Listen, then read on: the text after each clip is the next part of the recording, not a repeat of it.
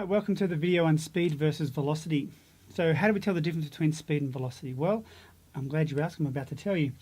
Now remember with these flipped videos to always press pause if you need time to write things down. You can always re-watch concepts if you're not too sure. You can also watch it at 1.5 times the speed, maybe 1.25 times the speed if I do tend to slow down and so forth. So cater it to your needs and make sure you get your notes down and hopefully it'll make a difference. So speed and velocity. Well, these terms are used interchangeably, however, that's not really correct in terms of the physics world. Speed is how fast an object moves per unit time. And so you're probably used to seeing speed is equal to distance divided by time. So how fast something moves in a particular time frame. Velocity is a little bit different, and we're going to look at velocity in a second, but let's focus on speed. Speed is what we know as a scalar quantity. In other words, it only has magnitude. It only has a number. So if I was to say, look at the speedometer as your parents are driving on the road, or if you're driving, if you're old enough. So we've got 80 kilometers per hour. So we've got a distance and we've got a time and we've got a number to indicate the magnitude, the size of the speed. We've got nothing to do with direction. And so when we have numbers that have only got the magnitude, we know them as scalar quantities. So speed is a scalar quantity. Okay, and if we go to write this equation here, in physics we want to start using symbols to represent these quantities. Even though you want to put S, a lot of textbooks use V. Okay, so V for velocity, but we're going to find out that this also means speed as well. If it's velocity, we put like a little arrow across the top, but more about that later. Okay, so we're talking about speed, so we're going to be going V. And we're talking about average speed. So if you're, let's say you ride your bike from your home and you go all the way to the shops, you go along windy roads, those windy roads, take you a while, you stop, you get a drink at a bubbler, then you start up again and you go to the shop. Now the time it takes you to travel the distance is your speed, okay? If you stop for a longer portion of time, your average speed decreases. When you look at your speed on the speedometer in a car, however, that tells you the speed at that instant in time, and we call that an instantaneous speed.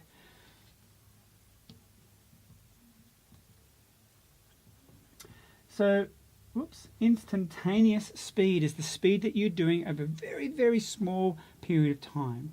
And so that is an instantaneous speed if we're looking at an odometer reading.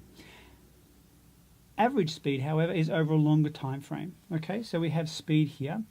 And distance, we'll put D for distance and T for time. Now in terms of units, well, distance can be a lot of things. Here it's kilometers. So we could put kilometers. And the time here is hours. But we could also measure it in other units as well. So the normal, what are called SI units, the international units for speed, is meters per second. So we can have different units there. Let's look at an example. Let's say we graph, and you're going to be walking to the shop. You want to go and get a drink, okay, and the distance is going to be in meters, and this is the time it takes, and we're going to put the time in seconds. So we're going to be doing it in meters per second here. Let's say you start off and you walk to the shop, and we're going to go up like this. You increase the distance.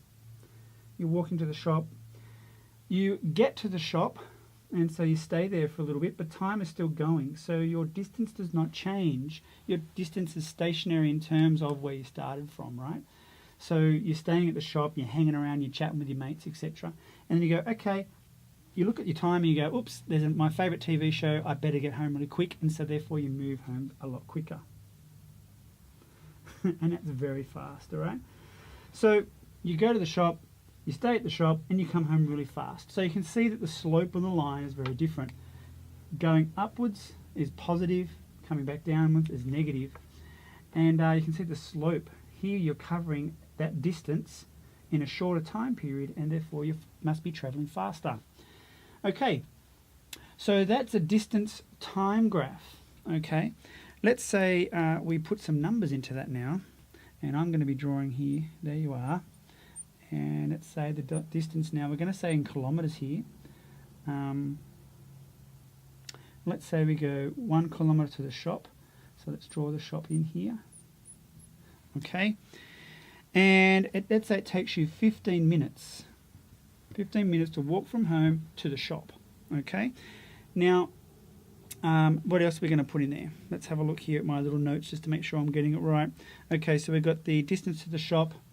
So let's do our speed over here. We'll do it just there. Speed.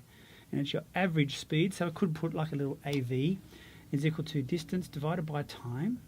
So the distance is 1 kilometre divided by the time, 15 minutes. Now, we need to convert that because usually speed is in kilometres per hour. So we need to convert the 15 to an hour there. So 15 minutes in terms of an hour is 0.25 of an hour. Okay. All right, so that's there. Let's do the little bit of sums there, and you should end up with 4 kilometres, and I'm going to probably write in your head, per hour. 4 kilometres per hour. If we were to do it in metres per second, then that would be 1,000 metres. All right? And then 15 minutes times 60 gives you, in terms of seconds, so that's 900 seconds.